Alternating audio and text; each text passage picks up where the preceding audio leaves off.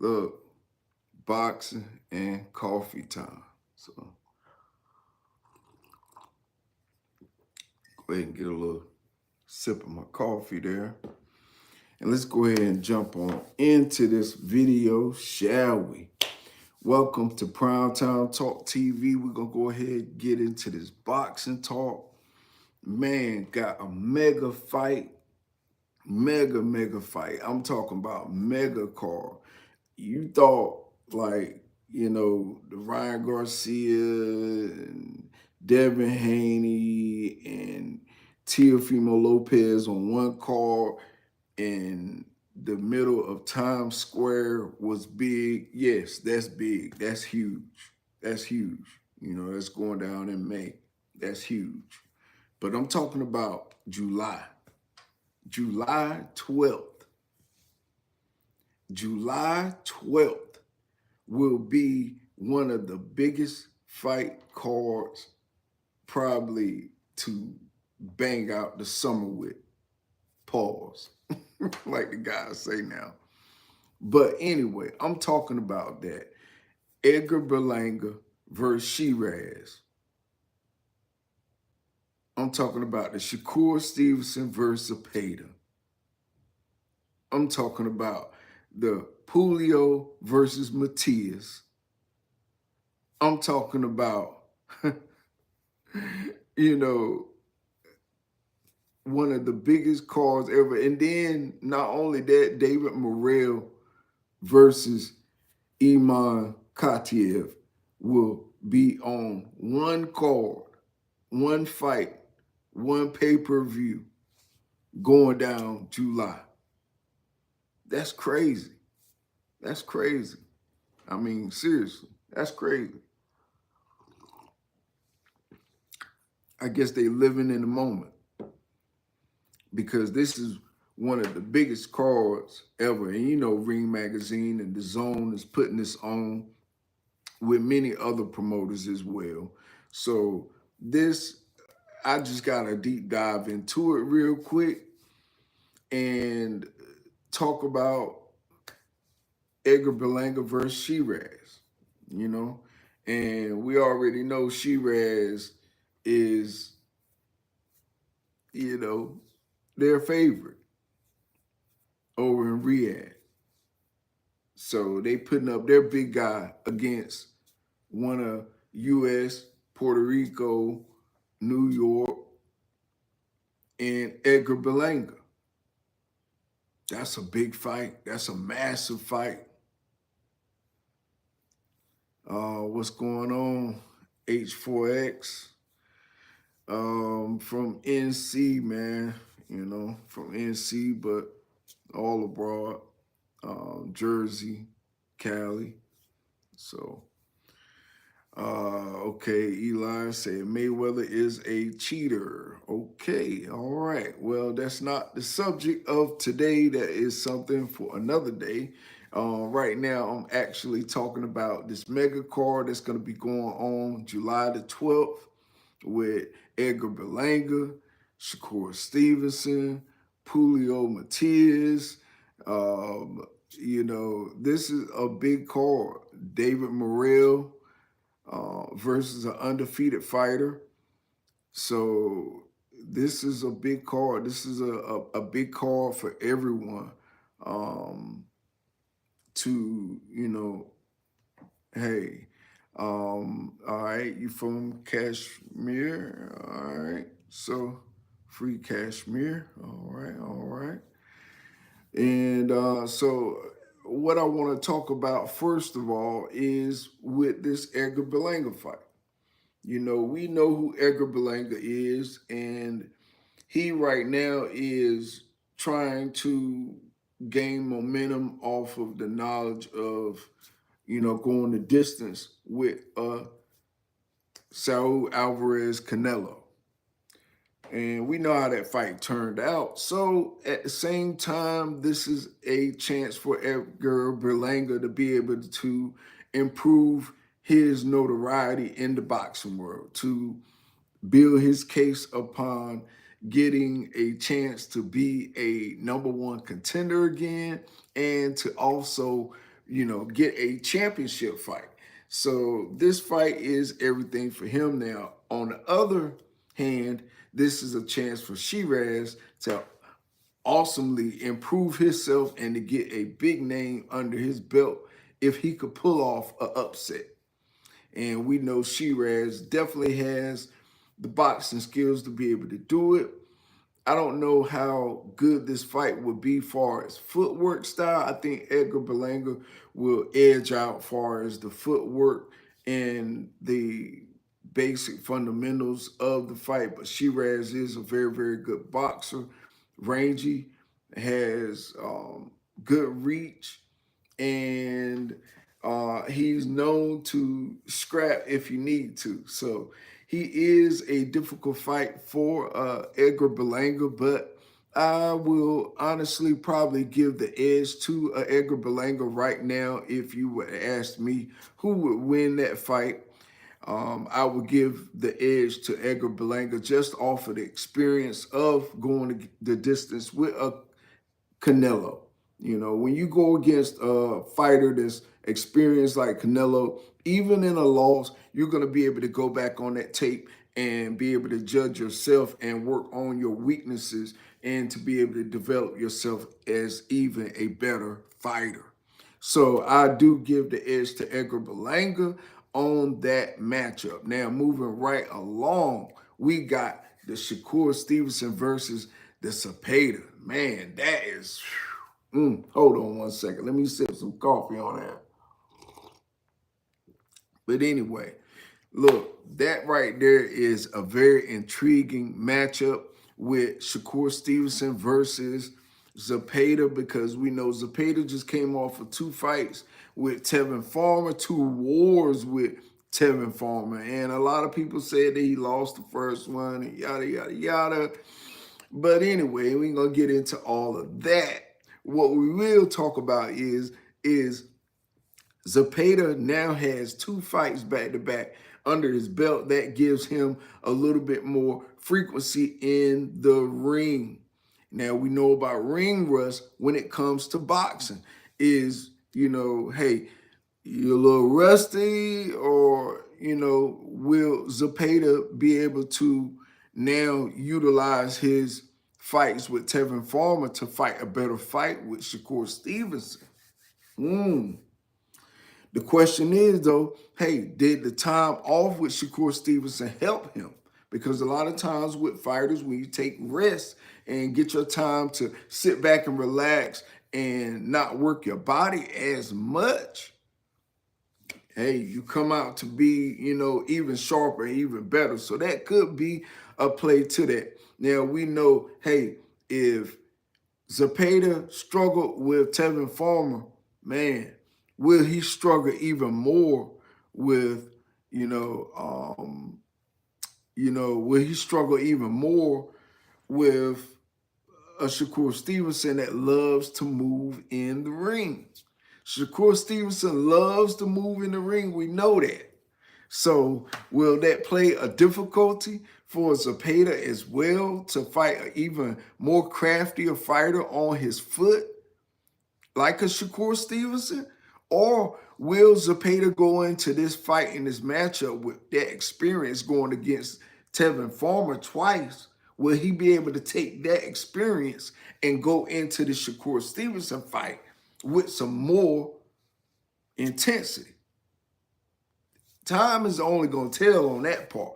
But what I will say is that a lot of times the fighter that has had more frequent action in the ring is a lot more fluent and a lot more better than a fighter that has been taking off and relaxing. But we're not talking about just any fighter. We're talking about the mega superstar in Shakur Stevenson, to where, hey, he could take a little time off and come back and still be crispy. So, hey, time will only tell. But if I had to be a betting man, and if you wanted to have to really ask me who you think I'm gonna, see who win this. Hold on one second. Let me read a little comment real quick from my man H4X. About Cashman. No, I haven't heard about that, my friend. I haven't heard about it. Yeah, no doubt, man. Appreciate your comment. Appreciate your comment. So, but getting right back to the back to. So now with Shakur Stevenson, now a lot of people have talked about his injuries with his hands. That's a serious thing. Yeah, Israel, you can ask a question, my friend. Anybody can ask a question, long as it's boxing related. If it's anything dealing about politics and country issues, I really don't have any, take on that. My expertise is boxing, so if you got any boxing questions, you definitely can ask me while I'm up here live. But getting back to the back to, all right, so now we got Shakur Stevenson. We know he likes to move in the ring, and he is a fluent, quick boxer. Cat-like reflexes. Very, very good counterpuncher. Very, very good footwork. I mean, A-grade footwork. I give him a A- in defense. And that's great. Trust me, that's great. And I give him a B+ in boxing technique. And the reason why I say that is because um, he is one of the best young fighters today in boxing, period, hands down. The other side to that is that we've seen a lot of inconsistencies in fights, and all I desire is and greatness is to see consistency in styles and in dominance in fights, no matter who you fight. And that's the proven pattern of a great champion. Every fight, a war, you win, you dominate, and you leave no stone unturned. Other thing is I think, being able to master in the pocket and using an uppercut is something that I would like to see from a Shakur Stevenson. That's it. That's the only thing I think he needs to add to his arsenal is to be able to fight in the inside a little more. And I think in this Zapata fight, this will bring out the best, in him. You know, salute to you, Israel. Salute to everybody watching right now. And I think, this fight right here will be able to show us really who Shakur Stevenson is. And it will also show us who Zapata is, because Zapata went back to back with a 34-year-old in Tevin Farmer. And, you know, that, so that lets you know styles make fights. So will a Shakur Stevenson style give real difficulty for a Zapata? All right. So moving right along, we're gonna go on to the Puello versus Sabria Matias. So hey, look, I like both fighters, and just doubling back, I love both fighters in Zapata and Shakur Stevenson also. But back to Puello versus Matias. Woo! Very, very, very beautiful matchup. Seriously. You couldn't match up any better fight than this fight right here, because styles make fights. And we saw Puello fight Gary Russell, and that was a very difficult fight, but Puello pulled it out. He used a lot of holding. He was very crafty. He boxed. He moved. He used his footwork, and he's just a very, very good stylistic fighter. And all right, Smoke Menace. I see you. Salute. And So yeah, so Puello, he's one of those guys, man, to where you really gotta take him into the fire. And no better fighter than Sabrina Matias to be able to take a Puello into the fire. You know what I mean? Because styles make fights. Now the question exists though, will Matias have the footwork to be able to pull Puello into a firefight? Because that's the question. That's the real question we got to ask ourselves.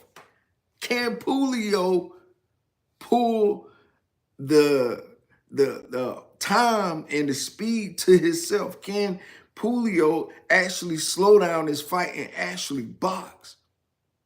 Use his range, use his footwork, use his jab, and move, stick and move, and make it an ugly fight for Matias? Or has Matias finally learned? Huh? Has Matias finally learned from the pyro fight? You know, has Matias finally learned from taking that loss from a guy being crafty and holding and fighting? So has he worked out those kinks in his armor?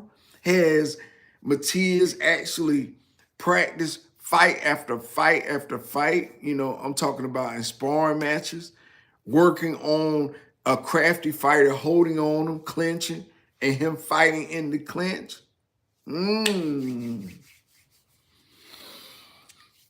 It's a lot of questions in that fight. It's a lot of questions in that fight. And someone said, "Why I look so happy, King Nadesh." I don't know.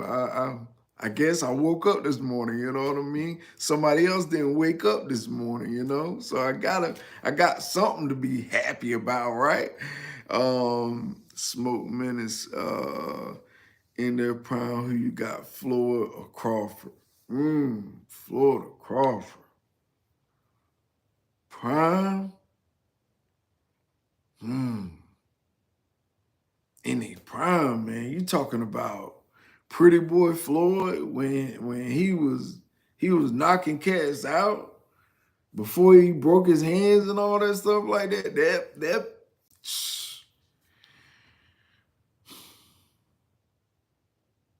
versus Crawford in his prime. Man, I gotta get back to that one, man. Let me get back to that one. All right, all right, Smoke Minutes. I got you, man. Let me get back to that one. That's a good question. That's a tough one. That's a whole show. And little bruh, I see you. 7-4, I see you. And getting back to the back too. So now with Puello, he really all he got to do is just be himself. If he's able to be himself and box, use his range and his length and his speed and his savviness in that ring to outbox a Matias and create space, no matter what size of the boxing ring, if he's able to do that, hey, salute everybody that's watching. Appreciate y'all. Appreciate y'all. So the main thing is, who in this fight will it be Matias that's able to impose his will over Puello, or will Puello be able to impose his will over Matias? That's the serious situation. That's the serious question. I don't even know the answer to, because it really depends on who shows up in better shape and condition that night. And, you know, we know Sabrina Matias has changed teams since working with Panda to yada, yada, yada. So, you know, we never know. Never know. I got to sip some coffee on that. Sure. But anyway, I feel as though this fight right here is one of those fights that's, you know, a lot of questions are going to be answered. And I feel as though definitely the better man is going to win in that Puello versus that Matias. That's a promise. That's a promise. So moving right along to last but not least, and that is David Morrell versus Iman Katiev. And that, y'all, is mm, mm, mm, mm, mm, mm, mm, mm. A big fight. A big fight.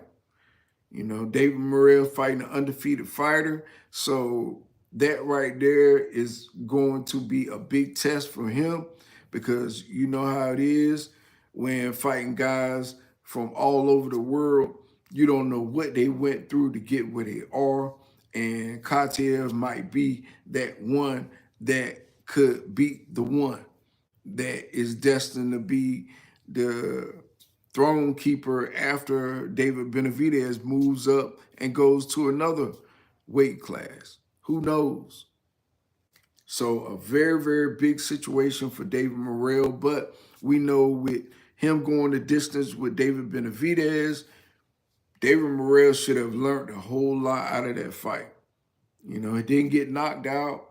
So, hey, that's a good matchup, I believe. I think that is a very, very good matchup for David Morrell.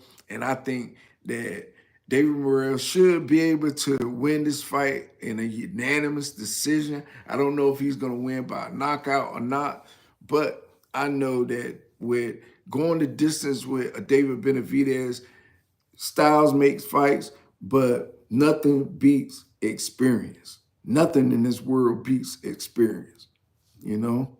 So I look for David Morrell to pull out that fight in a very convincing fashion. I look for it to be a unanimous decision. And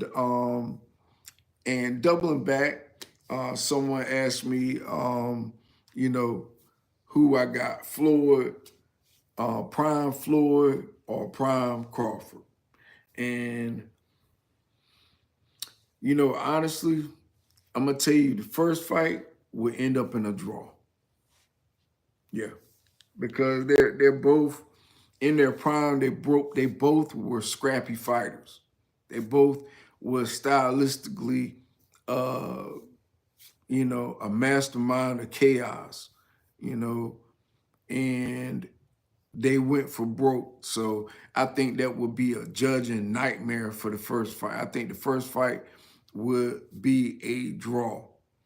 And so, you know, I'm from the States, I'm from NC for everybody that's asking. I appreciate y'all no matter where y'all from and whatever part of the world you from. You know, much respect to you and yours. So Smoke Menace asked me, you know, who would I have, a Prime Floyd or a Prime Crawford? And honestly, it's a hard question to even answer. I mean, seriously, it really is. It truly is. And the reason being is because I'm a fan of both fighters. And to answer that, you know, hypothetically, man, I would just give it a draw, man. Seriously. I can't give you a crazy stylistic who gonna win because both of them did everything perfectly. You know, I think Pretty Boy was more of a savage. He went for knockouts. So Mayweather in his prime was deadly. Whoo, crazy. And Crawford in his prime, he just was a pit bull. He went in for the kill. If you heard him, he would, you know, he would just jump on you and pounce on you, try to take you out. So that's my answer for that, man. Smoke Menace. I gotta give it a draw for PrimeTime Talk TV. But going back to coffee time, I only got a few more minutes on this show, so let me just give an overall assessment and a recap. We got Edgar Berlanga versus Shiraz, and honestly, I give Edgar Berlanga probably split decision, possibly a unanimous decision in that fight. Just my choice. Shakur Stevenson versus Zapata. Man, That's a very, very awesome matchup. But even though Zepeda has 2 fights back to back, I still see Shakur Stevenson's style just being a little bit too much for him, and that footwork and that speed and the ringmanship that Shakur Stevenson has and his boxing selections. I think it's going to make for an ugly night for Zepeda. So I give Shakur Stevenson a unanimous decision with that fight. And moving right along, you know, um, we got, David Morrell with, his matchup with Katiev.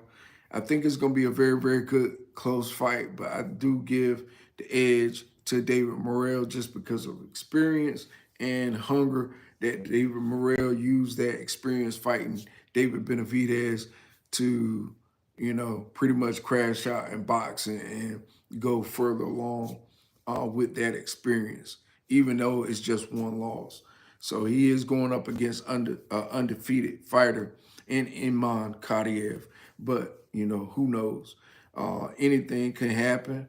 I know Kadiev is a very, very good fighter, but I don't know if he's fought the type of fighter that David Morrell is, because David Morrell still do have a very, very good, powerful right hand that he could, knock out a fighter. So anyway, we'll see how that all goes.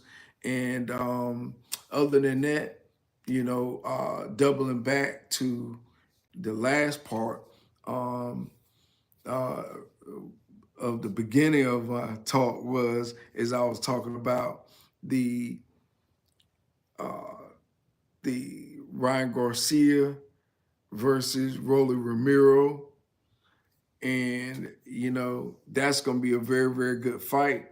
I think that is going to be one of those fights that is really going to set everything off.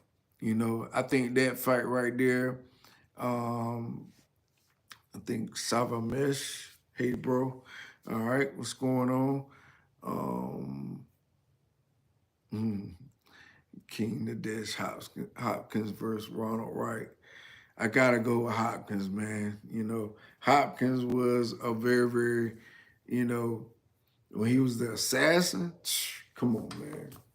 I gotta go with Hopkins, man. I've been a Hopkins fan since day one, to be honest with you. So I'm gonna still roll with Hopkins, any day. Even though Ronald Wright, very, very another. I'm a fan of him as well, but Hopkins, I can't go against him, man. But moving right along, then, in this Ryan Garcia versus Rolly Ramiro, it's a tough fight for both fighters. I think both fighters have something to prove. I think this make it or break it for Rolly Ramiro, though. What y'all think? Hmm? Do y'all think it's make it or break it for Rolly Ramiro? That's what I want to know. You know? Yeah. Because it could be. This could be a make it or break it situation for a Rolly Ramiro.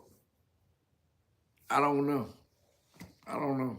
You know, I think now, just imagine if Rolly Ramiro actually KO Ryan Garcia.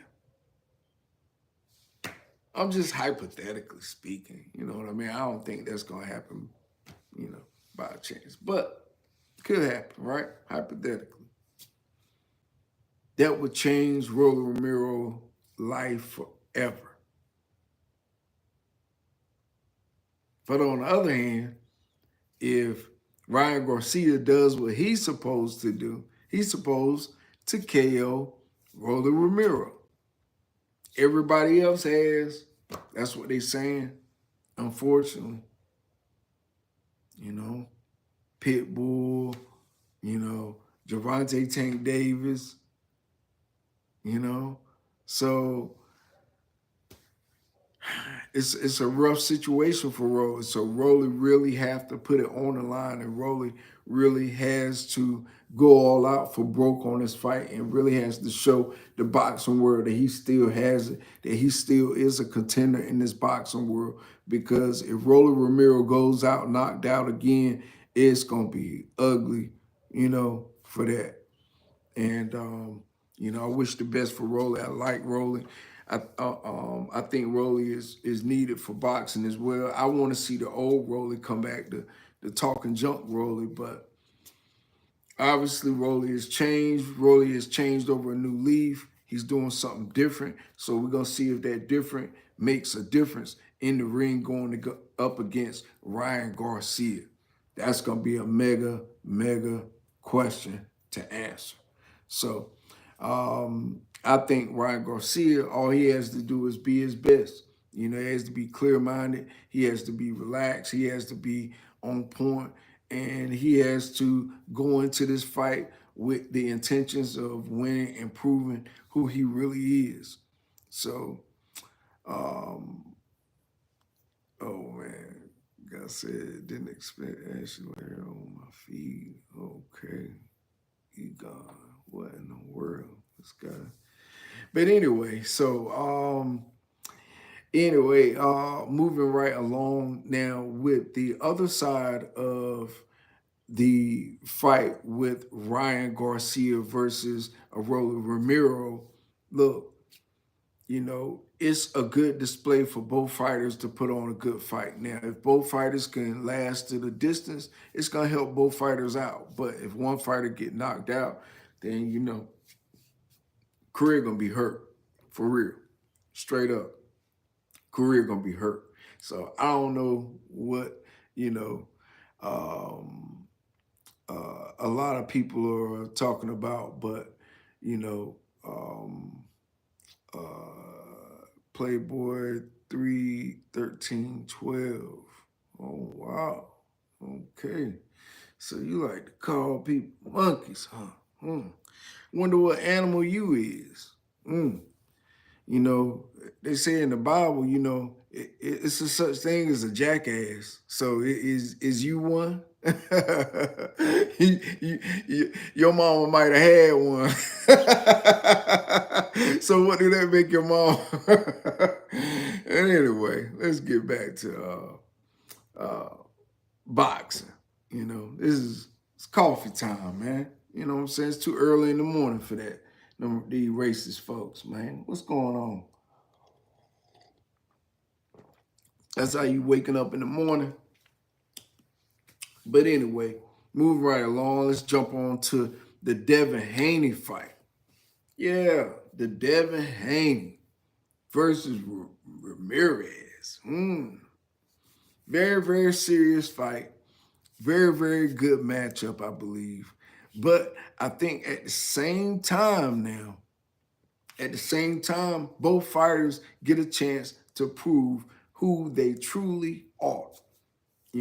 Devin Haney been away since, he got, you know, in that slug match with Ryan Garcia, and Ryan Garcia, he shook up the world with how he did them, and boy, it was crazy. It was crazy. But then we saw how in the end it was all because, Ryan was, supposedly, allegedly hyped up on PEDs. So, but anyway, I like the matchup in Devin Haney versus Ramirez. Ramirez, his last fight, it was kind of a slug out type, slowish fight. So this is a chance for Ramirez to actually prove that he is still a top fighter. But this is a lot of question marks on both fighters. Everybody's asking, how is Devin Haney's chin? But I think Devin Haney's chin is all right. He fought Ryan Garcia. He got knocked down 3 times, but he got up 3 times, and then he went and ended the fight. So I know it's tomatoes with a lot of people that don't understand boxing, but I do. And by seeing the guy get up and finish, I ain't really questioning about his chin. I'm more questioning about is what Ramirez is going to bring to the table to actually, give Devin Haney a whole lot of issues and problems. Now, if Devin Haney come in using his jab and his footwork like we know he normally does, then we know it's going to be a very, very long night for Ramirez. Now, moving right along to Teofimo Lopez versus, boy,